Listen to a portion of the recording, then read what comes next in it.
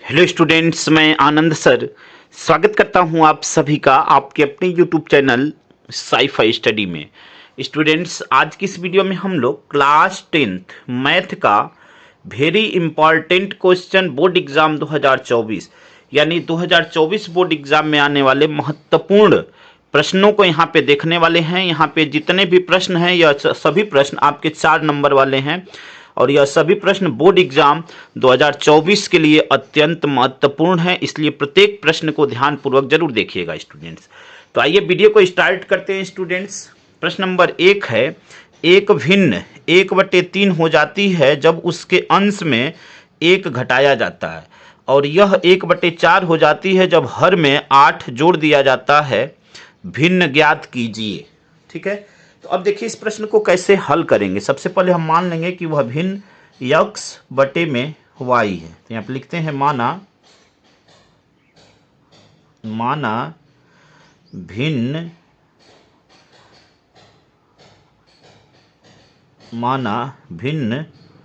x बटे में y है, जहाँ पे x अंश है और y हर है। अब देखिए यह भिन्न आपका x बटे में y है, तब यहाँ से प्रश्नानुसार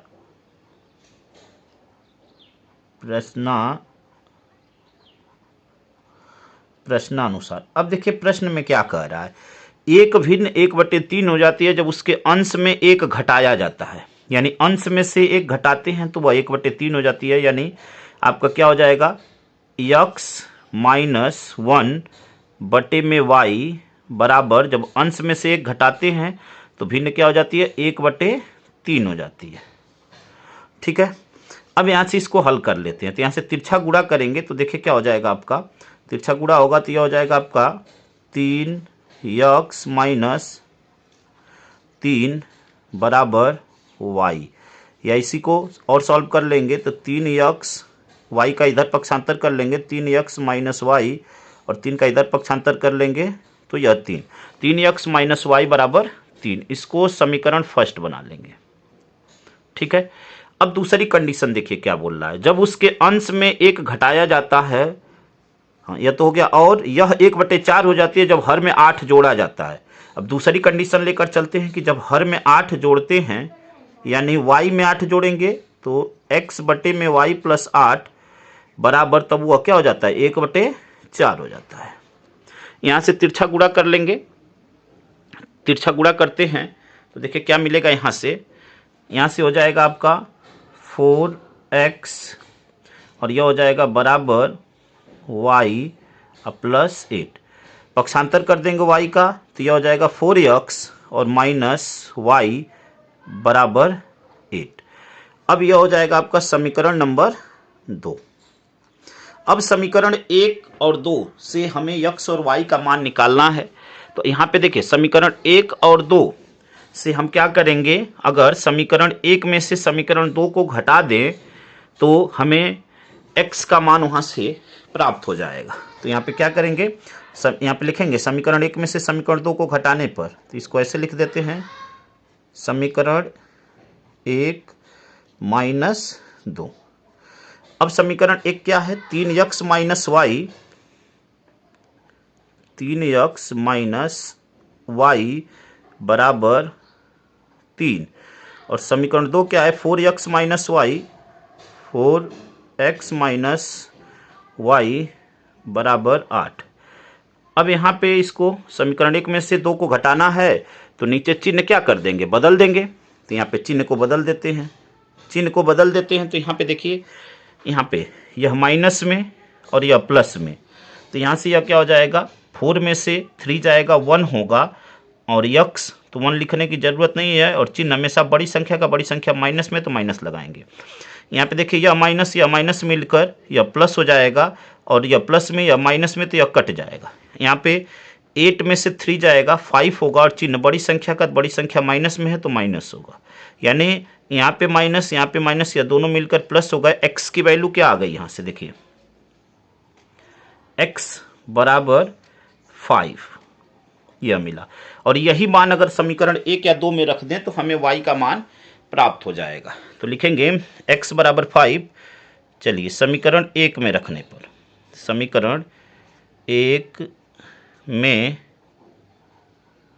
रखने पर, अब समीकरण 1 में रखते हैं यहाँ से, ठीक है, समीकरण 1 में यहाँ से रखते हैं। तो देखिए समीकरण 1 में रखेंगे तो क्या हो जाएगा आपका 3 गुणे 5 माइनस y बराबर 3, यानी यक्स के स्थान पे क्या रख दिया गया, 3 रख दिया गया। अब बीच में यक्स और 3 के बीच में यहाँ पे कोई चिन्ह नहीं है, मतलब गुणा का चिन्ह होता है। 3 पचे 15, तो यहाँ से माइनस y बराबर 3, या 15 हो जाएगा, पक्षांतर कर देंगे तो इधर प्लस में इधर जाएगा तो माइनस में हो जाएगा, ठीक है। अब यहाँ से 15 में से 3 जाएगा तो 12 होगा, और चिन्ह बड़ी संख्या का यानी माइनस में, यह माइनस मिलकर प्लस हो जाएगा, y बराबर हो जाएगा आपका 12। अब यहाँ से जो हमें प्राप्त भिन्न हुई वह क्या हुई, जो भिन्न हमें मिली वह भिन्न क्या प्राप्त हुई, तो यहाँ से प्रश्न में यही बोला था भिन्न ज्ञात कीजिए। अतः यहाँ पे लिखेंगे अतः अभीष्ट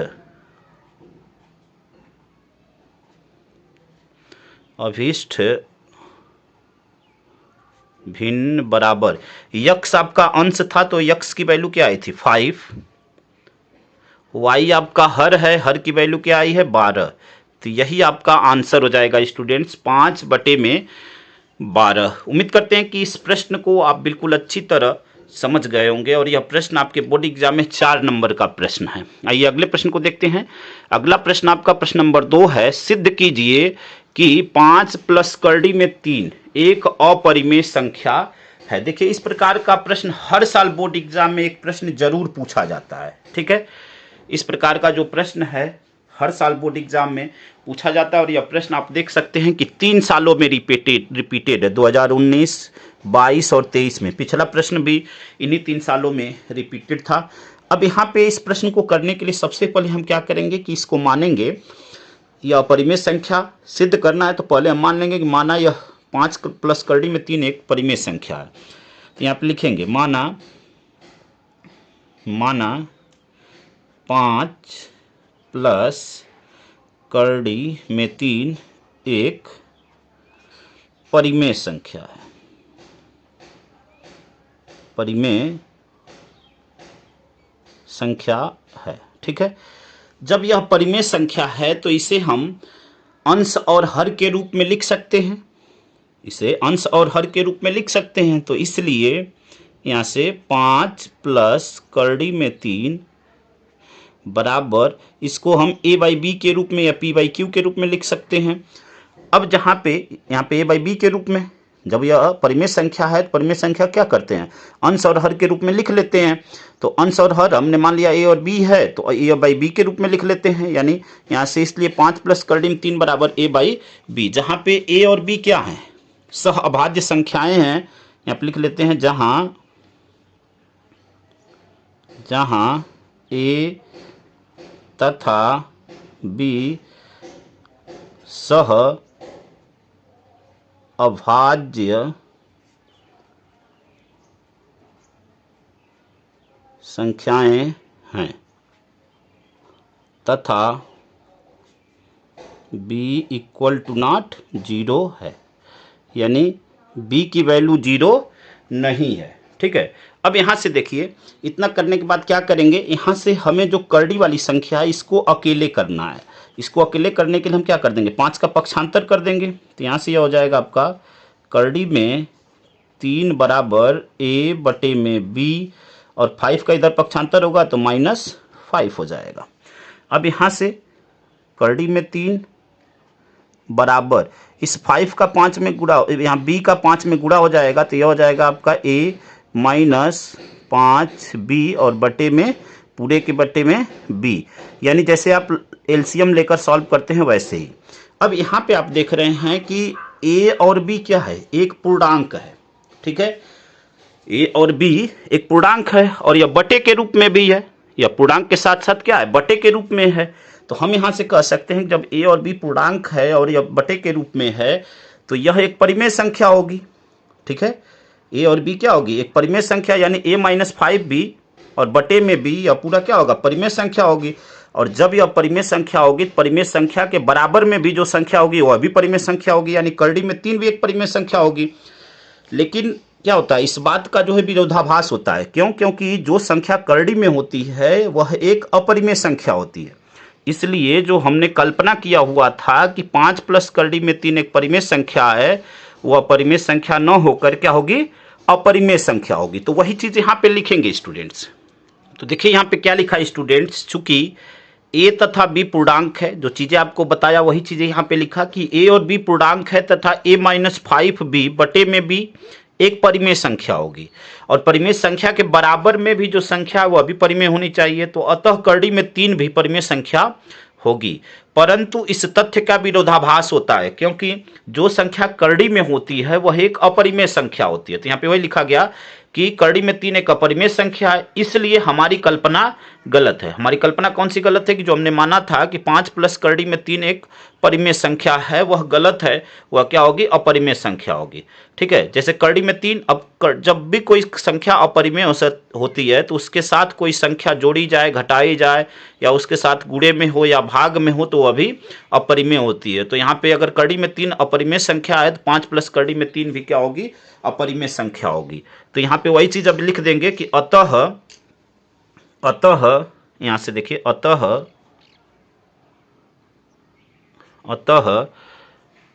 5 प्लस करड़ी में 3, 5 प्लस √3 जो क्वेश्चन में दिया गया है, 5 प्लस √3 एक अपरिमेय संख्या है, एक अपरिमेय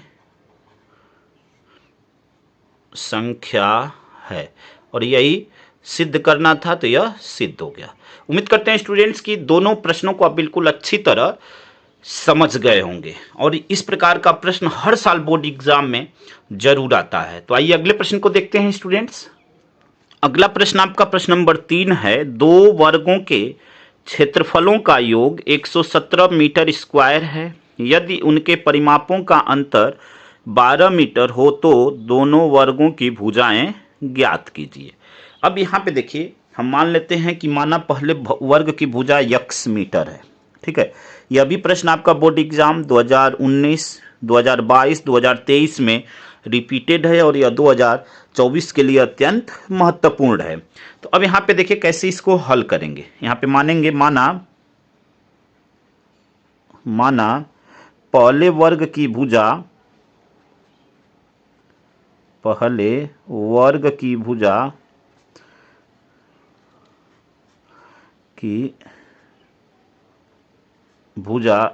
x मीटर है। पहले वर्ग की भुजा x मीटर है। अब जब पहले वर्ग की भुजा x मीटर है तो परिमाप क्या होता है वर्ग का, 4 और गुणे भुजा। तो यहाँ से परिमाप क्या हो जाएगा, तब यहाँ पे लिखेंगे, तब परिमाप बराबर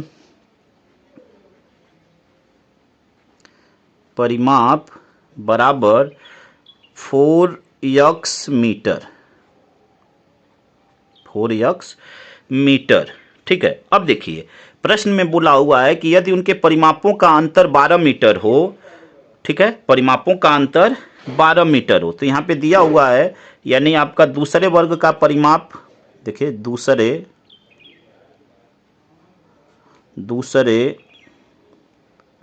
वर्ग का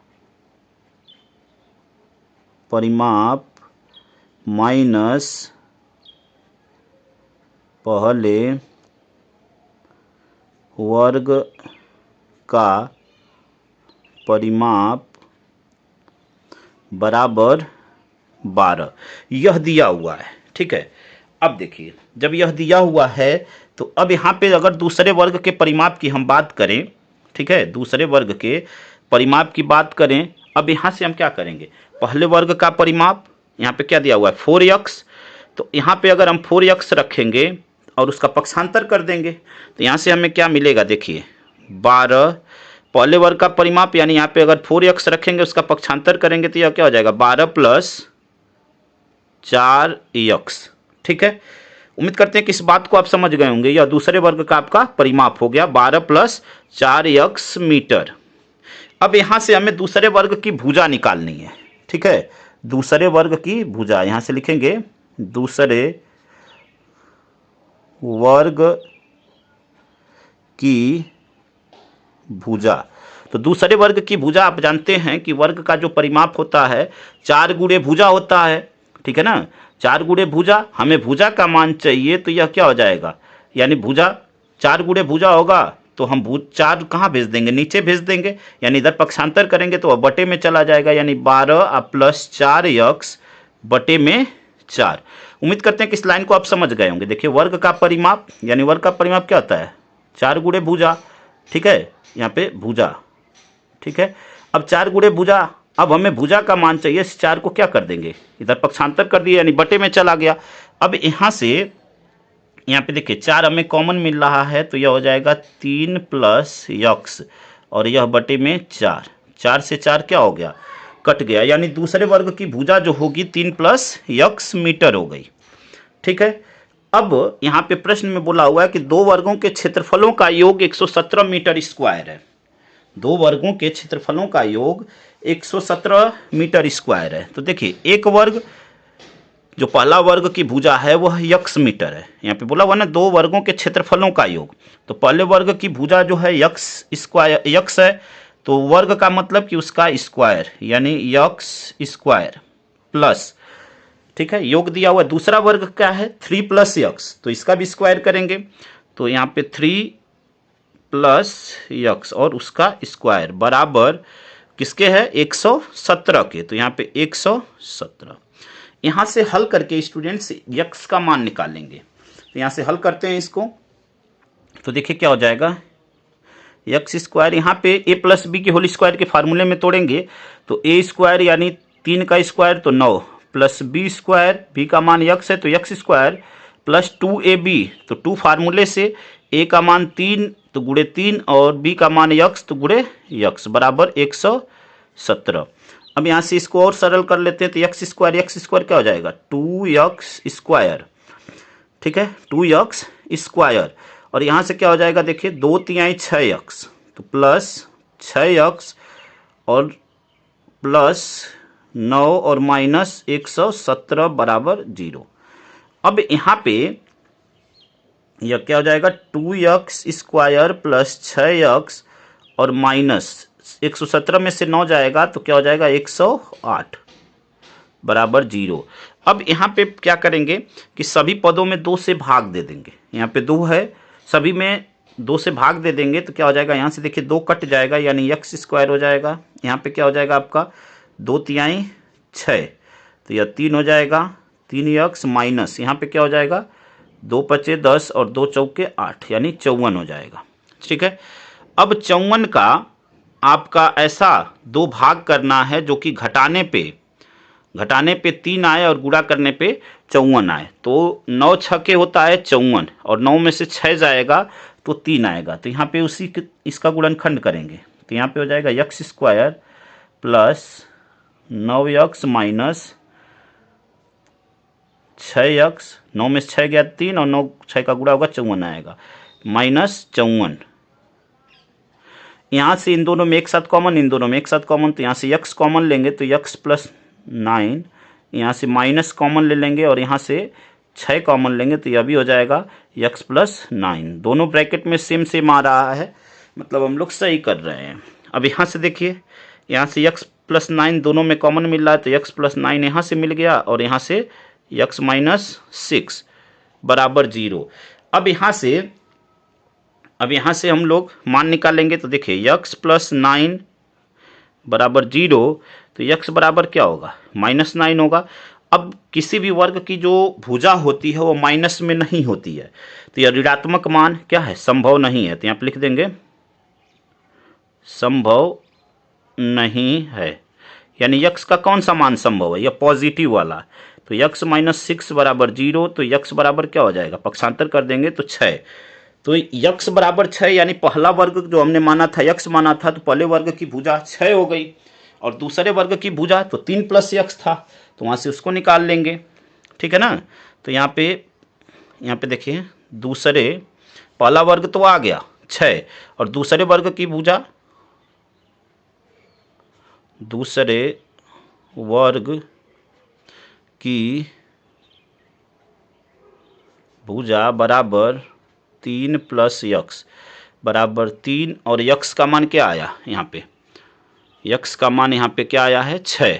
ठीक है, तो अब यहाँ पे मान रख देंगे बराबर 9 मीटर। ठीक है स्टूडेंट्स, तो यही आपका आंसर हो गया। आपका एक आंसर आ गया पहले वर्ग की भुजा, यानी एक आंसर आपका आया 6 मीटर और दूसरा आंसर आया 9 मीटर। यही आपका आंसर हो जाएगा। तो उम्मीद करते हैं कि 1 से 3 तक के सभी प्रश्नों को आप बिल्कुल अच्छी तरह समझ गए होंगे। आइए अगले प्रश्न को करते हैं। अगला प्रश्न प्रश्न नंबर 4 है और यह इस वीडियो का अंतिम प्रश्न है और सभी प्रश्न आपके बोर्ड एग्जाम के लिए अत्यंत महत्वपूर्ण है। प्रश्न नंबर 4 है, बिंदु सी पर समकोण एक समकोण त्रिभुज ABC में यदि tan A बराबर 1 हो 1 तो सिद्ध कीजिए कि 2 sin A cos A बराबर 1। और यह प्रश्न 2019 और 2021 बोर्ड एग्जाम में आया हुआ है। ठीक है ना, 2019 और 2021 बोर्ड एग्जाम में आया हुआ है NCERT में। ठीक है, और यह प्रश्न 2024 के लिए अत्यंत महत्वपूर्ण है। तो आइए इस प्रश्न को करते हैं। सबसे पहले आपको क्या दिया हुआ है, यहाँ पे दिया हुआ tan A बराबर 1, यानी देखिए tan A बराबर 1 दिया हुआ है। tan A क्या होता है, tan A होता है लंब बटे कर्ण। तो लंब यहाँ पे क्या है BC और ठीक है ना, लंब बटे आधार होता है। ठीक है, तो BC बटे AC हो जाएगा यहाँ पे, BC और बटे में AC, यानी यहाँ पे tan A का मान दिया हुआ है 1, यानी यह भी 1 होगा और यह भी 1 होगा। ठीक है, अब हमें यहाँ पे AB का मान निकालना है। ठीक है ना, यहाँ पे AB का मान निकालना है। अब AB के मान के लिए हम क्या करेंगे, पाइथागोरस प्रमेय का प्रयोग करेंगे। AB स्क्वायर यानी कर्ण का वर्ग बराबर लंब का वर्ग प्लस आधार का वर्ग। तो लंब का वर्ग यानी BC स्क्वायर और प्लस AC स्क्वायर। अब यहाँ से मान रख देंगे तो BC का मान क्या है 1, 1 का स्क्वायर 1 ही होगा और AC का मान 1 का स्क्वायर 1 ही होगा। अब यह AB स्क्वायर है, हमें AB का मान चाहिए, तो AB बराबर इधर क्या कर देंगे, करड़ी लगा देंगे। ठीक है, तो यह हो जाएगा 1 + 1 यानी करड़ी में 2, यानी AB का मान आपका आ जाएगा करड़ी में 2। हमें अब यहाँ से हमें सिद्ध क्या करना है, sin A cos A बराबर 1, 2 sin A cos A बराबर 1। तो अब यहाँ से sin A और cos A का मान निकाल लेते हैं। तो देखिए sin A बराबर, तो sin A बराबर क्या होता है लंब बटे कर्ण। तो लंब क्या है आपका, लंब 1 है और कर्ण क्या है √2 है, यानी आपका sin A बराबर होगा यहाँ से चित्र से BC बटे में AB। ठीक है, BC बटे में AB, तो BC का मान 1 और AB का मान √2।